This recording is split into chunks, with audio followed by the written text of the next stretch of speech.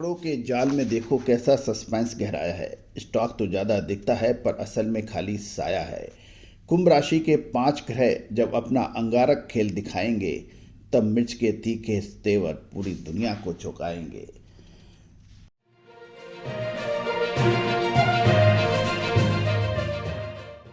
दोस्तों नमस्कार। Colonel Ajay, CEO Ajay astro money group first global astro finance digital channel से आपसे मुखातिब होता हूं। आज 9 फरवरी सन 2026 सोमवार।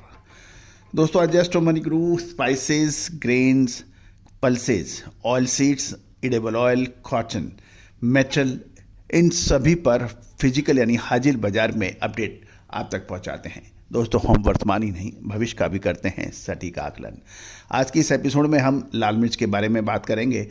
याद रखिए कि लाल मिर्च के यदि आप हमारे पिछले 15 से 20 शो देखें पिछले 6 महीने में, तो हमने आपको लाल मिर्च में तेजी के अग्रिम अनुमान दिए थे। अब प्रश्न ये है कि लाल मिर्च में अब क्या होने की संभावना है, क्या स्टॉक कह रहा है, कितनी एक्सपोर्ट है, इन सब के ऊपर चर्चा करेंगे। लेकिन याद रखिएगा दोस्तों, जो दिखता है वो होता नहीं, जो होता है वो दिखता नहीं। समय पे मुनाफा वसूली, समय पे माल खरीदना एक स्वस्थ और चतुर व्यापारी की पहचान होती है, और वो पहचान के लिए उसको अत्यधिक श्रम और मेहनत करनी पड़ती है, और एनालिसिस का साथ उनके लिए निहायत ही ज़रूरी होता है। सभी जानकारियाँ हल्दी, जीरा, धनिया, लाल मिर्च, काली मिर्च, छोटी इलायची, बड़ी इलायची, अजवाइन, मेथी, सौंफ, ड्राई फ्रूट्स के ऊपर अग्रिम विश्लेषण के लिए संपर्क कर सकते हैं। फिजिकल मार्केट रिपोर्ट के लिए हमारा डिस्क्लेमर्स भी बहुत ध्यान से पढ़ लें। जानिए रिपोर्ट विस्तार से। दोस्तों सबसे पहले तो हम चेक कर लेते हैं कि दुनिया में लाल मिर्च के सबसे बड़े 5 उत्पादक देश कौन से माने जाते हैं। और इसमें कोई दौरा नहीं है कि भारत टॉप 5 प्रोड्यूसिंग कंट्रीज़ के अंदर अपना पहला स्थान रखता है, जो दुनिया की कुल सूखी मिर्च का लगभग 36 से 43% अकेला उत्पादन करता है। शुद्धता ऐसी जो हर घर की पसंद बने। सुधा महेश ठक्कर, हल्दी के विश्वसनीय निर्यातक। आज ही संपर्क करें। भारत का जो दुनिया का सबसे बड़ा उत्पादक देश है, इसमें आंध्र प्रदेश और तेलंगाना 2 सबसे प्रमुख प्रदेश माने जाते हैं लाल मिर्च के लिए। उसके बाद बांग्लादेश का नंबर आता है, जो लगभग 11% पैदावार करता है, और पिछले 3 सालों में उसने 300% से अधिक वृद्धि की है। उसके बाद फिर थाईलैंड का नंबर आता है 5 से 8%। साउथ ईस्ट एशिया के प्रमुख उत्पादक में तीखी किस्म की लाल मिर्च थाईलैंड के अंदर पैदा होती है। और उसके बाद चीन का नंबर आता है। चीन में लगभग 5 से 7%, और हाइब्रिड किस्म और बड़े पैमाने में खेती के लिए ये जाना जाता है। और उसके बाद सबसे कम इथोपिया आता है। अफ्रीकी देशों में सबसे तेज़ी से उभरता हुआ उत्पादक देश माना जाता है। अब हम चेक कर लेते हैं कि कौन कौन सी किस्में इन देशों में पैदा होती है और कौन सा इनका निर्यात बाजार है। भारत का जो प्रमुख निर्यात बाजार है वो चीन, वियतनाम, थाईलैंड और अमेरिका है। और भारत की तेजा, S17, सनम, S4, ब्यादगी और ओलरसेन लाल मिर्च का निर्यात सबसे अधिक होता है। चीन का जो एक्सपोर्ट है वो जापान, दक्षिण कोरिया और यूरोपियन देशों को है, जो कम तीखी मिर्च और मिर्च का अर्क बनाने में काम इस्तेमाल लेते हैं। वियतनाम का जो निर्यात है चीन, मलेशिया को अधिक होता है। यहाँ पे सूखी साबुत मिर्च और पाउडर का निर्यात वियतनाम करता है। पाकिस्तान भी लाल मिर्च का उत्पादन करता है, लेकिन बहुत कम मात्रा में। उसका सारा निर्यात खाड़ी देश और श्रीलंका में होता है, और मुख्य रूप से दांडी कट और हाइब्रिड किस्म पाकिस्तान प्रोड्यूस करता है। थाईलैंड यूरोप और अमेरिका को निर्यात करता है, और यहाँ पर बर्ड आई चिली और सॉस के अंदर इसका इस्तेमाल होता है। भारत का लाल मिर्च में एकाधिकार यानी मोनोपोली मानी जाती है। भारत न केवल सबसे बड़ा उत्पादक देश माना जाता है, अपितु निर्यात वॉल्यूम में भी 82,000 से अधिक शिपमेंट में दुनिया में सबसे आगे माना जाता है। और चीन की भूमिका यहाँ पे डबल है, जिसकी दोहरी भूमिका है। चीन दुनिया का चौथा सबसे बड़ा उत्पादक होने के बावजूद भारतीय मिर्च का सबसे बड़ा खरीदार भी है, क्योंकि वह अपनी घरेलू मांग पूरा करने के लिए भारत से भारी मात्रा में लाल मिर्च का आयात करता है। बांग्लादेश, इथोपिया भी अपनी प्रोडक्टिविटी यानी यील्ड में उन्होंने सुधार किया है। अब आगे आने वाले भविष्य के अंदर ये भी एक प्रमुख कंपटीटर के रूप में उभरेंगे। यदि हम क्वालिटी की बात करें तो यूरोपियन और अमेरिकन बाज़ारों में जीरो पेस्टिसाइड और उच्च एस्ट्रा कलर वाली मिर्च की मांग बढ़ रही है, जिसके लिए भारत की ब्यादगी क्षेत्र पर ज़्यादा ध्यान दिया जा रहा है। अब हम राष्ट्रीय व अंतर्राष्ट्रीय भावों पर चर्चा कर लेते हैं। भारत की तेजा S17 जो विश्व में सबसे बढ़िया क्वालिटी मानी जाती है और उसके दाम सबसे अधिक माने जाते हैं, ये $2.95 से $3.40 प्रति केजी का भाव होता है और औसत मूल्य यदि हम भारतीय रुपये में देखें तो ये 255 से 290 रुपये के भाव मानी जाती है। चीन की जो प्रमुख किस्म है वो फेसिंग हेवन बुलेट के नाम से आती है। वो लगभग $2.15 से $2.60 के आसपास होती है और उसके भाव भारतीय रुपया में 180 से 220 होते हैं। थाईलैंड की बात करें तो बर्डसाई यॉटसन की जो होती है वो सस्ती मानी जाती है। वो करीबन $1.90 से $2.10 और भारतीय रुपया में 160 से 175 रुपये प्रति केजी मानी जाती है। मसाले, खुशबू और प्योर जांच, टेस्ट से भर दे हर जुबां पे स्वाद। एवरीडे मसाले, देश का स्वाद।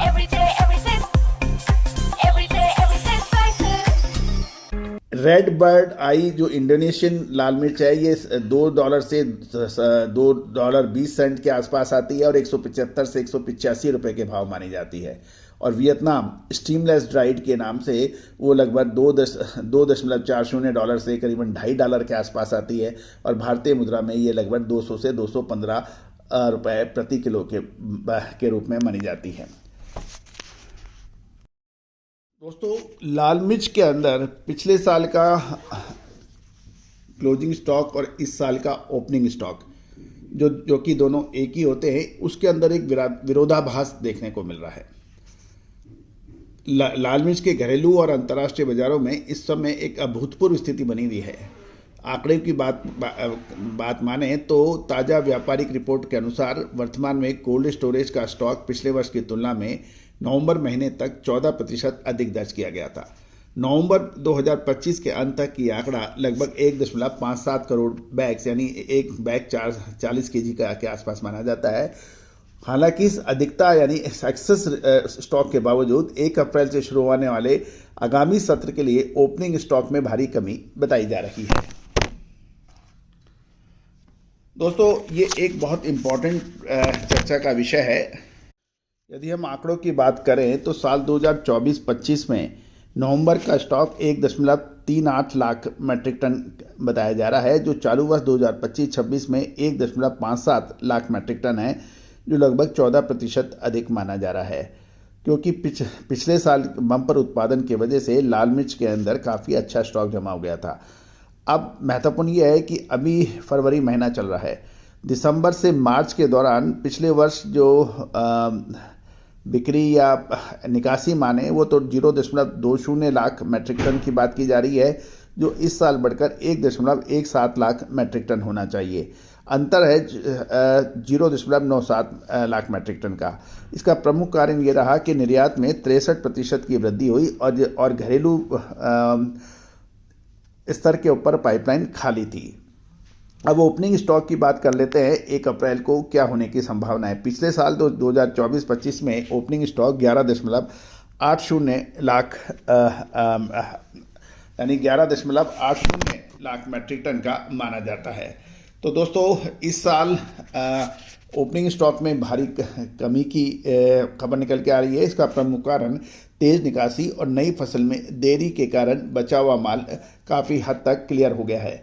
नया उत्पादन की बात करें तो साल 2024-25 के अंदर के मुकाबले इस साल 14.10 लाख मेट्रिक टन का उत्पादन की उम्मीद लगाई जा रही है और इसमें काफ़ी अंतर कम हो गया है यानी घटत है। और क्योंकि इसका प्रमुख कारण लगभग 25 से 30% बिजाई एरिया में कमी की बताई जा रही है।